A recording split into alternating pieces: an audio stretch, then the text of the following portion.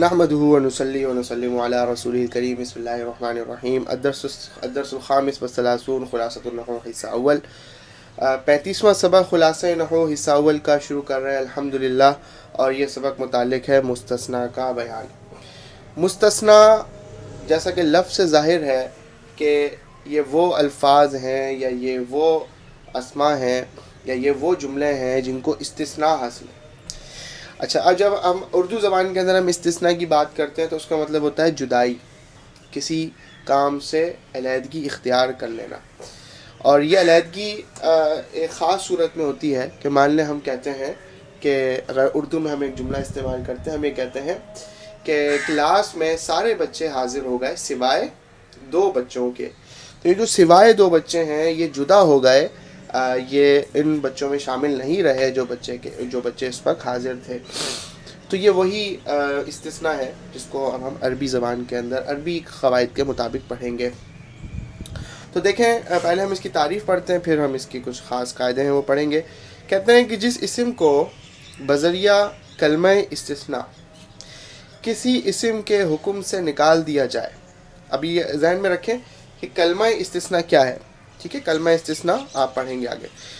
تو اسے مستثنیٰ، اور جس اسم کے حکم سے مستثنیٰ کو نکالا گیا ہو اسے مستثنیٰ منہ کہتے ہیں، ٹھیک ہے؟ آسان سی تعریف ہے کہ جسے استثناء کیا جائے اسے مستثنیٰ، اور جس سے کیا جائے استثناء اسے مستثنیٰ منہ، اور جن کلمات کے ذریعے سے کیا جائے اسے ہم کلمہ استثناء کہتے ہیں۔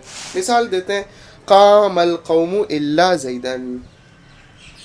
تو اس کا مطلب یہ ہے کہ پوری قوم کھڑی ہو گئی سوائے زید کے۔ تو اب اس میں اگر آپ غور کریں تو پوری قوم سے زید کو نکال دیا گیا، زید کو استثناء دے دیا گیا، اور زید یہاں پر مستثنیٰ ہوا، قوم مستثنیٰ منہ ہوئی، اور جس کلمے کے ذریعے سے استثناء دیا گیا وہ کلمہ استثناء ہو گیا، وہ ہے الا۔ اب ہم نیچے دیکھتے ہیں کہ کلمات استثناء کون کون سے ہیں۔ کلمات استثناء بتا رہے ہیں، کلمات استثناء 11 ہیں، اور اس میں جو ہے ان کا 11 کو یاد کریں، لیکن ان میں سب سے زیادہ استعمال ہوتا ہے وہ الا اور غیرہ وغیرہ ہی استعمال ہوتا ہے۔ الا، غیرہ، سوا، حاشا، خلا، ما خلا، عدا، ما عدا، لیسا اور لا یکو۔ تو یہ کلمات استثناء ہیں، ان کا استعمال ہوتا ہے کسی بھی لفظ کو، اسم کو دوسرے اسم سے استثناء کرنے کے لیے۔ اب یہاں پہ آگے کہتے ہیں کہ مستثنیٰ کی اقسام، یعنی جب کسی اسم کو دوسرے اسم سے استثناء دیا جائے گا، مستثنیٰ بنایا جائے گا، تو اس مستثنیٰ کی کیا اقسام ہوں گی، ان کی کیا صورتیں ہو سکتی ہیں۔ کہتے ہیں اس کی 2 قسمیں ہیں، مستثنیٰ کی 2 قسمیں ہیں، مستثنیٰ متصل، مستثنیٰ منقطع۔ دیکھیں، کہتے ہیں جو مستثنیٰ استثناء سے پہلے مستثنیٰ منہ میں داخل ہو اسے مستثنیٰ متصل کہتے ہیں۔ اب یہ الفاظ تھوڑے سے مشکل ہیں، لیکن ان کو آسان الفاظ میں سمجھ لیں کہ جس اسم کو استثناء دیا گیا ہو اور جس اسم سے دیا گیا ہو، اگر ان دونوں کے درمیان کوئی بھی نسبت پائی جاتی ہے، ٹھیک ہے، نسبت جنسی نسبت پائی جاتی ہے، کوئی قوم کی نسبت پائی جاتی ہے، کسی اور طرح کی نسبت، جو یوں سمجھ لیں کہ مستثنیٰ منہ کا ہی کوئی فرد ہو، اس کی کسی بھی لحاظ سے اس کا کوئی فرد ہو، تو ایسی صورت میں وہ مستثنیٰ متصل ہے۔ اس کی مثال دیتے ہیں، جاء القوم الا زیدن۔ تو اب غور کریں، اس مثال سے سمجھیں اس بات کو کہ قوم آئی، زید نہیں آیا، قوم پوری کی پوری قوم آ گئی، زید نہیں آیا۔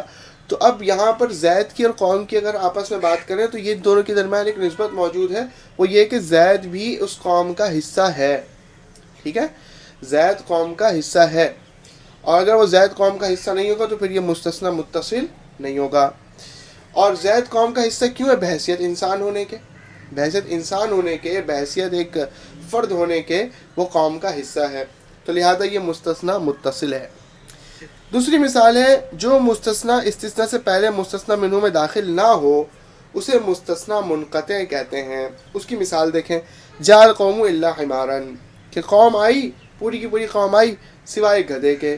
تو اب یہ بات آپ کو سمجھ میں آ جائے گی کہ گدھا قوم کا فرد نہیں ہوتا، لہٰذا گدھے کو جب قوم سے جدا کیا گیا، استثناء دیا گیا، تو وہ استثناء منقطع ہے، اور پہلی صورت جو تھی اس کے اندر زید قوم کا فرد تھا، لہٰذا اس کا جو استثناء تھا وہ استثناء متصل تھا۔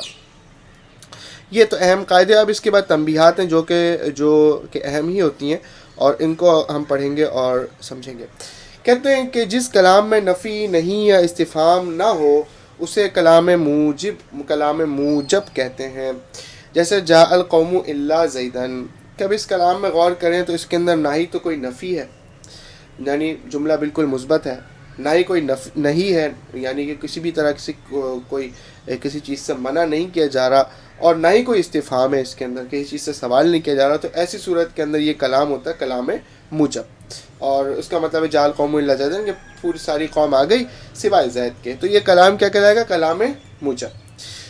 اور جس کلام میں نفی نہیں یا استفہام ہو اسے کلام غیر موجب کہتے ہیں، جیسے ما جاء القوم الا زیدن۔ اب ما جاء، ما آ گیا، ما کس کے لیے؟ نفی کے لیے، تو ایک جملہ منفی ہو گیا۔ لا تکرم القوم الا بکرن، اب یہ لا تکرم نہیں آ گئی کہ جو ہے وہ کسی کا بھی اکرام مت کرو پوری قوم میں سے سوائے بکر کے۔ پھر اقام احد الا بکرن، اب یہاں پہ اقامہ یعنی کہ استفہام آ گیا، تو اب اقام احد الا بکرن اس کا کیا مطلب ہوگا؟ کہ ہاں بھائی کوئی کھڑا ہوا سوائے بکر کے، یہ مطلب ہے۔ تو اب یہاں پر استفہام آ گیا، تو یہ ساری صورتیں ہوں گی، تو یہ کلام غیر موجب ہوگا۔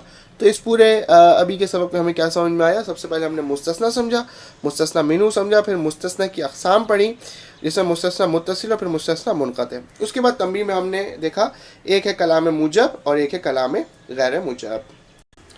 مستثنیٰ کا اعراب۔ اب ہم پیچھے ہم نے دیکھا کہ مستثنیٰ کی اقسام ہم نے پڑھی، مستثنیٰ کی تعریف پڑھی، اور اب جو سب سے اہم چیز ہے وہ مستثنیٰ کے اعراب، یعنی کہ کلام میں مستثنیٰ مرفوع ہوگا، منصوب ہوگا، مجرور ہوگا، یا کس موقع پہ منصوب ہوگا، کس موقع پہ مرفوع ہوگا، وہ ہم پڑھیں گے۔ اس کی کچھ صورتیں ہیں۔ تو پہلی صورت کہتے ہیں کہ مستثنیٰ اگر مفرغ ہو۔ اب مستثنیٰ مفرغ کیا ہوتا ہے؟ یہ ایک نئی اصطلاح ہے، اس کو یاد کر لیں۔ اس کے معنی سامنے لکھے ہیں، وہ مستثنیٰ جس کا مستثنیٰ منہو محذوف ہو، کلام میں جس کا مستثنیٰ منہو محذوف ہو وہ مستثنیٰ مفرغ ہے۔ تو اس کا اعراب عامل کے مطابق ہوتا ہے، جیسا عامل تقاضا کرے گا اس کا اعراب بالکل ویسا ہی ہوگا۔ اب دیکھیں مثال، لا يرد القضاء الا الدعاء ما لقیت الا بکرن۔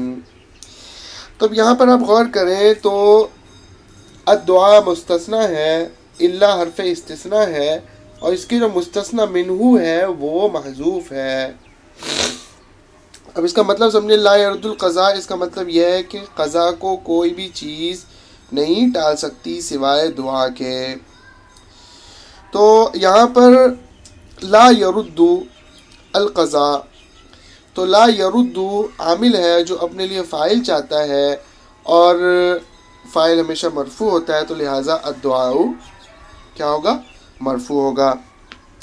اور اگر یہی عامل اپنے لیے نصب چاہ رہا ہو یعنی مفعول چاہ رہا ہو، تو اس کی مثال سامنے دیکھیں، ما لقیت الا بکرن۔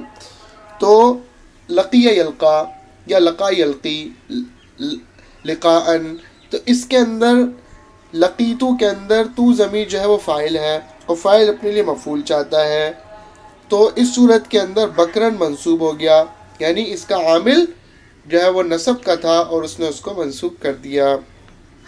تو کیا سمجھ میں آیا کہ مستثنیٰ مفرغ، اس کا مستثنیٰ مفرغ جو ہے وہ اپنے عامل کے مطابق ہوگا۔ اگر اس کا عامل اس کو رفع دینا چاہے تو مرفوع ہو جائے گا، اگر اس کا عامل اس کو نصب دینا چاہے تو وہ منصوب ہو جائے گا۔ اس کے بعد دوسری مثال ہے، غیرو سوا کے بعد ہمیشہ اور حاشا کے بعد عموماً مستثنیٰ مجرور ہوتا ہے، یہ یاد کر لیں۔ جاء القوم غیر زید، ما جاء القوم سوا خالد، ضرب القوم حاشا بکرین۔ اس کے بعد مستثنیٰ غیر مفرغ کلام غیر موجب میں الا کے بعد ہو تو منصوب اور عامل کے مطابق دونوں طرح آ سکتا ہے۔ اب یہ بھی بنیادی قاعدہ ہے کہ مستثنیٰ پہ غور کریں کہ غیر مفرغ ہو۔ غیر مفرغ کیا مطلب؟ کہ اس کا मुस्तस्ना मिन्हू मौजूद हो और कलाम गैर मुजब में हो, कलाम गैर मुजब में इल्ला के बाद हो। दूसरी शर्त, ये कलाम गैर मुजब क्या मतलब कि ऐसा कलाम जिसके अंदर नफ़ी नहीं वगैरह आया हुआ हो। तो ऐसी सूरत में जो मुस्तस्ना होगा तो वो मंसूब भी हो सकता है और आमिल के मुताबिक भी हो सकता है। उसकी मिसाल, मा जाल कौमु इल्ला खालिदन, मा जाल कौमु इल्ला खालिदन या इल्ला खालिदुन। अच्छा, इल्ला खालिदन तो है ये मंसूब, इल्ला खालिदन ये मंसूब के कायदे से हो गया, और इल्ला खालिदुन ये आमिल के मुताबिक हो गया कि जाआ जो है वो आमिल है और जाआ अपने लिए फ़ेल है जो कि अपने लिए फ़ाइल जाता है और फ़ाइल जो है वो मरफू होता है, तो खालिदुन को मरफू पढ़ लिया इसकी वजह से। इसके बाद कहते हैं दर्ज झेल 4 सूरतों में मुस्तस्ना मंसूब होता है। अभी 4 सूरतें कौन सी इनको देखते हैं। मा खला मा आदा लईसा लायकून के बाद हमेशा और खला और आदा के बाद उमूमन क्या होगा, मुस्तस्ना मंसूब होगा। जैसे जाल कौम मा खला बकरन, नसर कौम खला ज़ैदन। दूसरे नंबर पे जब मुस्तस्ना मुनक़ते हो, मुनक़ते की आपने तारीफ़ पीछे पढ़ी, जाल कौम इल्ला फ़रसन, तो मुस्तस्ना मुनक़ते के बाद भी जो है मुस्तस्ना क्या होगा, मंसूब होगा। इसी तरह तीसरे नंबर पर जब मुस्तस्ना मुस्तस्ना मिन्हू से पहले आ जाए, जैसे जाआ इल्ला ज़ैदन कौमुन, तो अब यहाँ पर देखें कि मुस्तस्ना मिन्हू मुस्तस्ना मिन्हू से पहले आ गया, यानी कौम मुस्तस्ना मिन्हू है और ज़ैद जो है वो मुस्तस्ना है और जो कि वो कौम से पहले ज़िक्र हो गया, तो इस सूरत के अंदर भी मुस्तस्ना मंसूब होगा।